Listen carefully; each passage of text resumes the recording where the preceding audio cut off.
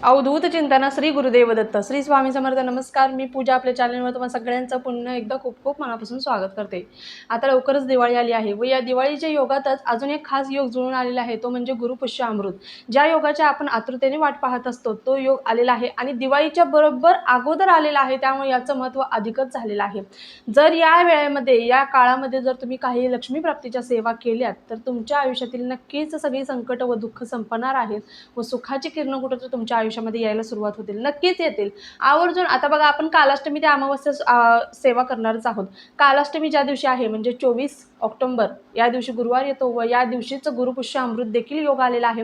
या दिवसापासून आपण लक्ष्मी प्राप्तीसाठी अतिशय महत्त्वाच्या व अतिशय उच्च कोटीच्या अशा सेवा मी तुम्हाला सांगणार आहे.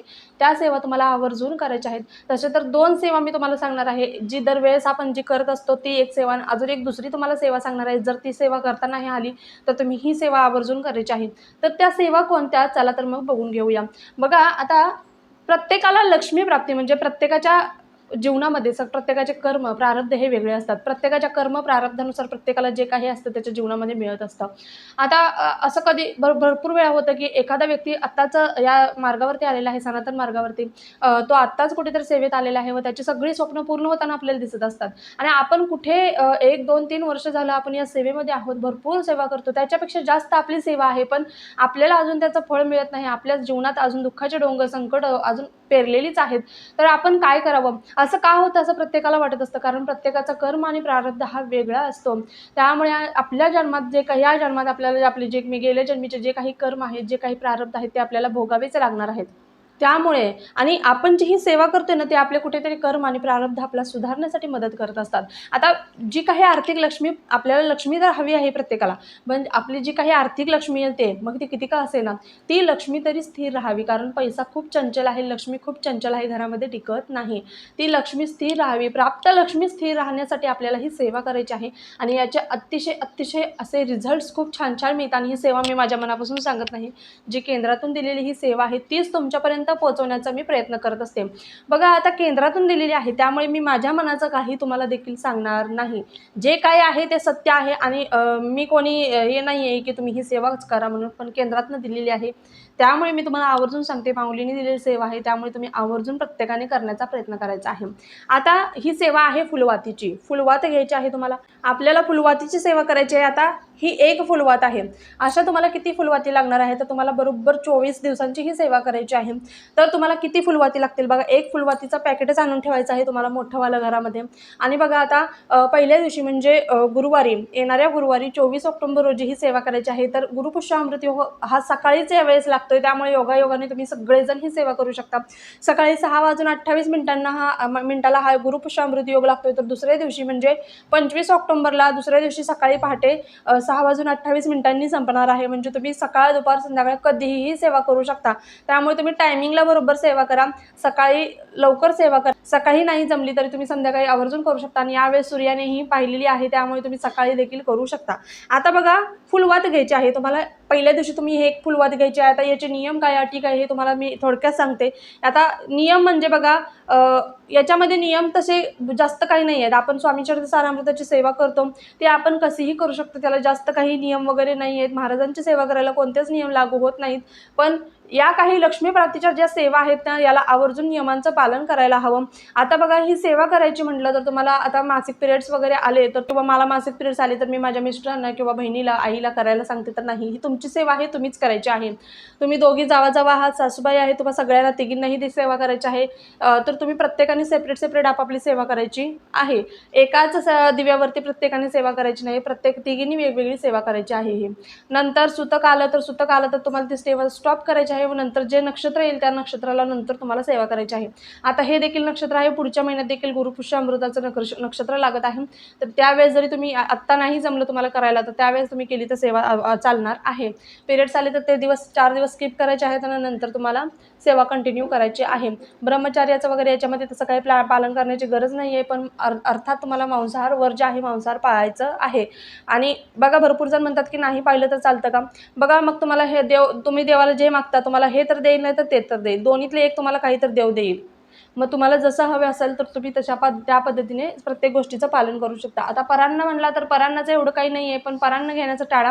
कारण प्रत्येकाच्या हातचं जेवण म्हणजे कोणाच्या अंगी कसे दोष आहे ते आपल्याला माहीत नाही, त्याचे दोष आपल्याला लागू शकतात. म्हणून आपण परान्न टाळायचं आहे.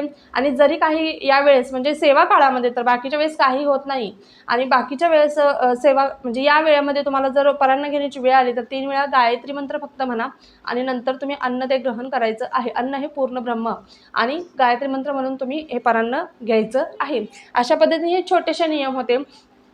आता याला ही 24 दिवसांची सेवा करायची आहे. तर 24 ऑक्टोबर रोजी पहिला दिवा असणार. म्हणजे तुम्हाला याची सेवा तुम्हाला एक चांदीची निरंजन लागणार आहे. आता चांदीची आम्ही घ्यायची का, आमच्याकडे नाही आहे, आमची तेवढी बजेट नाही आहे, तर तुम्ही पितळेची घ्या, स्टीलची घ्या, कोणतीही चालेल. पण दिवा घेताना जरा मोठ्या आकाराचा तुम्हाला घ्यायचा आहे. कारण तुम्हाला पुढे कळेलच का म्हणते मी. कारण मोठ्या आकाराचा लागणार आहे. याच्यामध्ये तेल घ्यायचं का, तर तेल अजिबात घ्यायचं नाही आहे. याच्यामध्ये शुद्ध गाईच्या देशी तूपच तुम्हाला हवं आहे. शुद्ध गाईचं तूपच तुम्हाला लागणार आहे. आणि ज्यांची परिस्थिती नाही आहे, त्यांना घेऊ शकत नाही, तर तुमच्या घरामध्ये म्हशीचं तूप अवेलेबल असेल तर म्हशीचं तूप घ्या, पण तूपच घ्यायचं आहे, तेल घ्यायचं नाही. आता ही फुलवात घ्यायची आहे. पहिल्या दिवशी तुम्हाला एक फुलवात घ्यायची आहे, म्हणजे 24 तारखेला एक फुलवात घ्यायची आहे. नंतर दुसऱ्या दिवशी तुम्हाला ह्या दोनचं एक करायचे आहे, 2 फुलवाती घ्यायच्या आहेत. तिसऱ्या दिवशी तुम्हाला ह्या 3 फुलवाती घ्यायच्या आहेत व तिन्हीची एक करायची आहे. अशा पद्धतीने तुम्हाला एक एक एक एक वाढवत जायचे. बघा, पहिल्या दिवशी 1, दुसऱ्या दिवशी 2, तिसऱ्या दिवशी 3, चौथ्या दिवशी 4, पाचव्या दिवशी 5, सहाव्या दिवशी 6, सातव्या दिवशी 7, आठव्या दिवशी 8, नवव्या दिवशी 9, 10व्या दिवशी 10, 11व्या दिवशी 11 आणि 12व्या दिवशी 12. इथेच थांबा.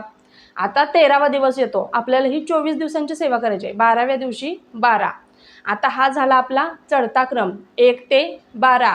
1 दिवसापासून 12 दिवस एक एक वात वाढवत जायचे आहे. म्हणजे 12व्या दिवशी तुमच्या 12 वाती आल्या बरोबर. मग तुमचा दिवा मोठा हवा आहे. या वाती वाढणार आहेत. मग या वाती वाढल्या तर बंच मोठा होणार व तुम्हाला वाती देखील म्हणजे दिवापंथी देखील मोठी लागणार आहे. नाही तर तुम्ही तूप वगैरे टाकलं तर हे व्यवस्थित भिजणार नाही, व्यवस्थित जळलं जाणार नाही, मध्येच विझून जाईल. त्याच्यासाठी तुम्हाला पंथी जे काही तुम्ही घेणार आहे ते मोठं लागणार आहे, मोठ्या आकाराचं लागणार आहे. आता 13वा दिवस आला. 13व्या दिवशी 13 वाती घ्यायच्या का, तर 13व्या दिवशी तुम्हाला 12च वाती घ्यायच्या आहेत. किती? 12च. चढता उतरता क्रम तुम्हाला माहीत आहे. आता आपण क्रम चढलेला आहे, पायरी चढलेला आहोत 1 ते 12. आता 12व्या पायरीपासून पहिल्या पायरीपर्यंत तुम्हाला यायचं आहे. म्हणजे पहिल्या 13व्या दिवशी तुम्हाला 12 वाती परत घ्यायच्यात. 12व्या दिवशी 12 झाल्या, परत 13व्या दिवशी परत 12 घ्यायच्या, 14व्या दिवशी 11 घ्यायच्या, नंतर 15व्या दिवशी तुम्हाला 10 घ्यायच्या. असं एक एक एक एक कमी करत 24व्या दिवशी तुमची 1 वात येणार. परत तुम्ही एका वातीवर येणार. लास्टच्या दिवशी तुम्ही एका वातीवर येणार. अशी म्हणजे चढत्या क्रमाने जायचं, नंतर उतरत्या क्रमाने तुम्हाला 1 पर्यंत यायचं आहे. 1 ते 12, नंतर 12 ते 1. अशा पद्धतीने या वातीवरती सेवा करायची आहे. आता या सेवा कोणत्या करायच्या ते आता आपण थोडक्यात पाहूया. सगळ्यात अगोदर तर श्री सुक्तमचं पठण तुम्हाला करायचं आहे 1 वेळा. 1 वेळा करायचं आहे. आता श्री सुक्तमचं पठण आम्ही प्राकृतमध्ये करू का, आम्हाला संस्कृत वाचता येत नाही. बघा, तुम्ही संस्कृतमध्ये करण्याचा प्रयत्न करा. कारण संस्कृतमध्ये ज्या पद्धतीने उच्चार आहेत ते लवकर आपल्याला फळ देतात.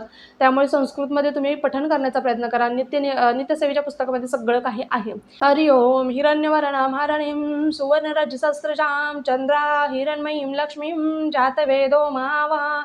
हे झालं श्री सुक्तम. आणि नंतर तुम्हाला श्री सुक्तम 1 वेळा, नंतर 1 वेळा तुम्हाला व्यंकटेश स्तोत्राचं पठण करायचं आहे. व्यंकटेश स्तोत्राचं प्राकृतमध्ये पठण करायचं म्हणजे बघा 108 ओव्या आहेत व 108 ओव्या, आणि संस्कृतमध्ये फक्त 15 ओव्या आहेत. तर 15 ओव्या कुठे आणि 108 ओव्या कुठे? 15 ओव्या पाठ केल्यानंतर तुम्हाला 108 ओव्या म्हणलेल्याचं फळ मिळत असतं. त्यामुळे संस्कृतमध्ये करण्याचा प्रयत्न करा. ओम व्यंकटेशो वासुदेवं प्रद्युम्नोमित विक्रमः शंखशर्णो अनिरुद्धश्च शेषाद्रिपतिरेव च जनार्दन पद्मनाभो व्यंकटाचलवासनः सृष्टिकर्ता जगन्नाथो माधवो भक्तवत्सलः. हे आहे व्यंकटेश स्तोत्र संस्कृतमधलं. त्यामुळे 1 वेळा श्री सुक्तम, 1 वेळा व्यंकटेश स्तोत्र, नंतर 16 वेळा विष्णू गायत्री मंत्र, 16 वेळा लक्ष्मी गायत्री मंत्र, 16 वेळा कुबेर मंत्र, 1 माळ नवार्णव मंत्राची किंवा 16 वेळा नवार्णव मंत्र व 1 माळ आपल्या श्री स्वामी समर्थ या षडाक्षरी मंत्राची तुम्हाला घ्यायची आहे. एवढ्या सेवा आहेत. 1 वेळाच करायच्या आहेत. जास्त 16 असं मी सांगितलेलं नाही आहे. फक्त मंत्र 16 वेळा आहेत. बघा, 1 वेळा करायचं आहे. त्यामुळे तुम्हाला जास्तीत जास्त 15 मिनटं, 10 ते 15 मिनटं तुमची सफिशियंट आहे तुम्हाला या सेवेसाठी. आणि एवढाच वेळ लागतो या सेवेला. तुम्ही ही सेवा कधीही करू शकता, पण एकदा टायमिंग ठेवलं की ते टायमिंग ठेवायचं आहे. प्रयत्न करा त्या टायमिंगला करण्याचा व त्या टायमिंगमध्ये तुम्ही ही सेवा करण्याचा नक्कीच प्रयत्न करायचा आहे. ही सेवा केल्यामुळे तुमची जी काही आर्थिक परिस्थिती आहे किंवा जे काही तुमचं आर्थिक नुकसान झालेलं आहे किंवा अडकलेले पैसे आहेत, फायनान्शियली कुठेतरी तुम्हाला मदत व्हायला लागेल. फायनान्शियली तुमची कुठेतरी परिस्थिती डगमगलेली आहे, ती कुठेतरी सुधारायला, आपली प्राप्त लक्ष्मी स्थिर राहायला कुठेतरी आपल्याला मदत होणार आहे या सेवेमुळे. त्यामुळे भरपूर जणांना याचे खूप छान छान अनुभव आलेले आहेत आणि केंद्रातून गुरुमाऊलींनी दिलेली सेवा आहे, त्यामुळे आवर्जून ही सेवा करायला अजिबात विसरायचं नाहीये. आता दुसरी सेवा म्हटलं तर तुम्हाला ती वेगळ्या व्हिडिओमध्ये सांगते, कारण खूप मोठा व्हिडिओ होतो नाहीतर शॉर्टमध्ये नक्कीच टाकण्याचा प्रयत्न करणार आहे. हा व्हिडिओ आवडला असल्यास व्हिडिओला लाईक करा, शेअर करा, सबस्क्राईब करा. पुन्हा एकदा भेटू अशाच एका नवीन व्हिडिओसोबत. तोपर्यंत झालेली सेवा स्वामींच्या रुजू करते. श्री स्वामी समर्थ. धन्यवाद.